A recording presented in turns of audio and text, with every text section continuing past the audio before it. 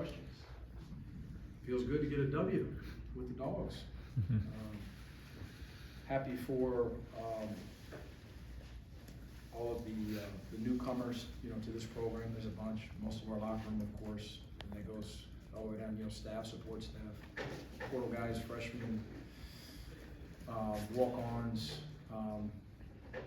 but probably most importantly, happy for the guys that decided to come back this year and put forth a lot of effort this fall, and found a way to grind one out. Thought we defended the three well enough. Overcame some adversity there with a valiant effort early second half by Western Carolina. Thought they were tremendous with their fight and poise and resiliency.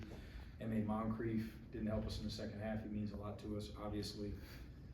Had some guys that didn't quite expect potentially played this much tonight, namely Jason Holt. Might have been the last guy put in the game in that rotation. Thought he was fantastic second half with his energy level. Did a lot of things that didn't show up in the box score. And I thought we took a step in the right direction in terms of responding to adversity in a better fashion than we did against Georgia College.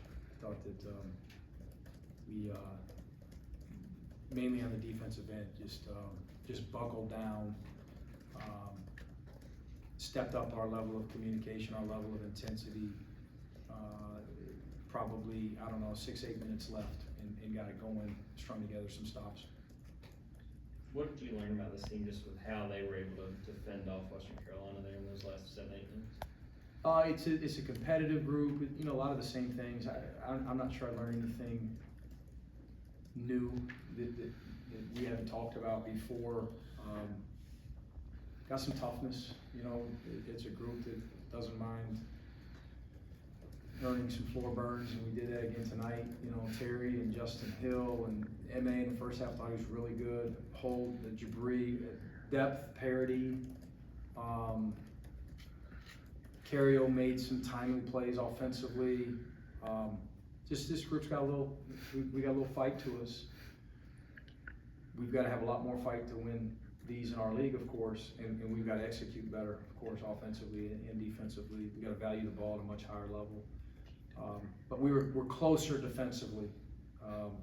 Coming into this one, these guys were third in the country in three-point attempts, and last year, of course. And it's what they do. They space you a lot of times with 4 shooters, sometimes with 5 shooters, and to only give up 18 3 attempts, it's pretty good. It's a pretty good sign that guys are locked in and they're flying around. We're communicating, we're anticipating, we're rotating, we're doing a lot of good things.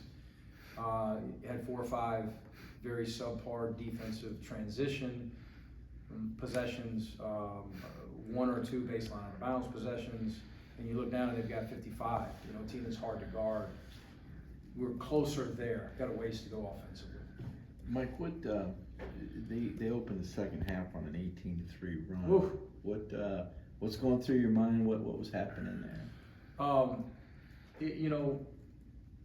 You especially with a group with a bunch of new guys, and we're trying to rebound right from these returners, of course, from a tough year. And our message as a staff at halftime was what you would expect. It's 20 minutes. We got to get better in the second half. We go in and we watch film at halftime of all the defensive mistakes, made field goals against, fouls that we committed, and let's go out in the second 20 and clean it up and be even better. And that certainly wasn't the case. I think, again, credit Western. They got it going. They executed the first 4 or 5 possessions. It seemed like they scored every possession or drew a foul. And we were a step slow early second half, and we've got to find a way as a staff to do a better job of delivering that message or a similar message that might resonate better. We weren't the same early second half. Maybe a lot of this is trial and error. This was game 1. Maybe it's the warm up. Maybe it's too much film. Maybe it's too much talking, not enough talking. But we'll figure this group out because the starts of second halves are really important. What was the thinking of starting Frank and bringing Braylon off the bench? Frank just earned it, you know, it's this team, again, has got some depth and some parity, of course, and Braylon might start every other game, I don't know. He might not start. That's up to Frank and Braylon based on production and practice. Frank's been really good. Frank did some really good things tonight, other than the foul trouble that we've got to clean up. And in his defense, he hasn't logged many minutes, you know, throughout his career, other than very, very late last year. But Braylon did some good things too. Braylon almost had a really good offensive game. You know, he had some that rolled around the rim and didn't quite fall for him.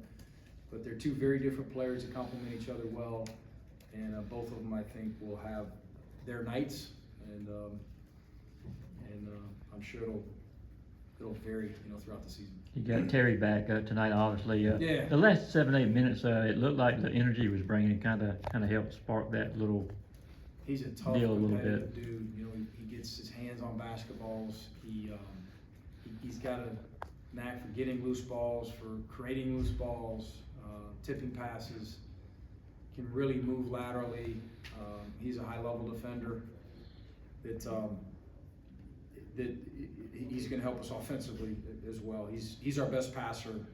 I thought they did a pretty good job of defending his ball screens, and we had, you know, a few that were illegal ball screens. We got to clean a bunch of stuff up, but it means a lot to Terry, to Terry's teammates to have him back. It means a lot to me and our staff as well. He's a wonderful young man that has had a really good fall. You mentioned not having MA in the second half. Did he get banged up late in the first, or what happened there? I was told an ankle, and I didn't see it in the first half. I don't know when it happened, but I guess it tightened up on him at halftime. Thought he had a really good first half. Plays as hard as anyone on our team, of course. So look forward to getting him back healthy. Time for about 2 more questions. Chiron had a pretty remarkable block shot around. You're like, okay, Yeah. there's the top 100. What do you think you saw out of the freshman in the first game, and what's he moving towards now? Yeah, he came off his probably his best practice or outing period was against Georgia College. He was really good, especially late. You know, he finished that game, and he probably could have thrown him back out there again. It seems like he didn't play a lot late in this game as we were stringing together some stops, and we had a group out there. As I told our guys, like again with Jason Holt and those 4 guys with him. Outside of, I guess, there was a substitution there with Terry and Justin, just trying to keep those guys fresh. We were stringing together stops and we had a lead, and that's, you know, if you're part of one of those groups and you earn that, you know, that might be the case. But with Chiron, he's got a knack for scoring. He can really move his feet for his size. He's very versatile. He's ambidextrous. He's a good player. He's a talented guy that is getting better. You've mentioned a lot of guys that came off the bench. 4 guys from that group played 20+ minutes, 25 points from the group. Yeah. What do you think that says about this team that you feel comfortable to go 10, 11 deep like you did tonight? Well, I'm not sure it'll always be the case. I went into this one as a staff. We thought if we were in a good rhythm mid first half, there's a potential we could get to 11. And I'm open with our guys about that. But definitely wanted to play 10 in the first half if we could. I don't know that we'll consistently play 11 with an injury. Stuff like this happens. And then you've got the JI scenario, you know, so by January, are we playing 9, are we playing 10, 11, 12? I just don't know. Whatever we feel like gives us the best chance to be competitive in our league. And what I continue to tell our guys, you know, I guess what it shows our guys is that I say we as a staff, we don't care who plays, who starts, who finishes. We're just, obviously, you're just trying to win, you know. We're trying to grow, we're trying to develop, and you know, you see certain guys down here with 10 minutes or 17 minutes. Those in our next one they might play 25, just based on how we're playing.